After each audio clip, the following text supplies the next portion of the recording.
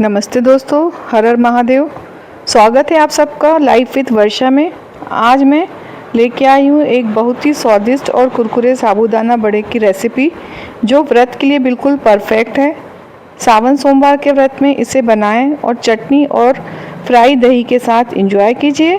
तो चलिए शुरू करते हैं ये स्पेशल व्रत रेसिपी।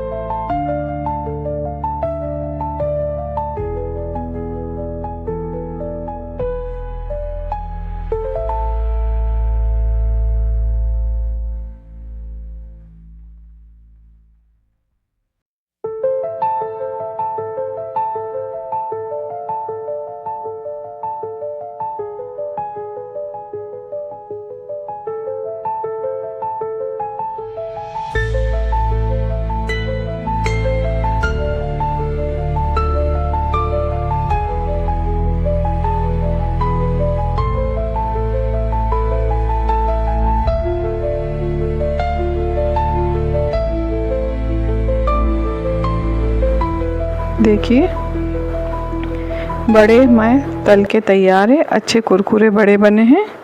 अब आप इसे फलाहार में खाइए और एंजॉय कीजिए।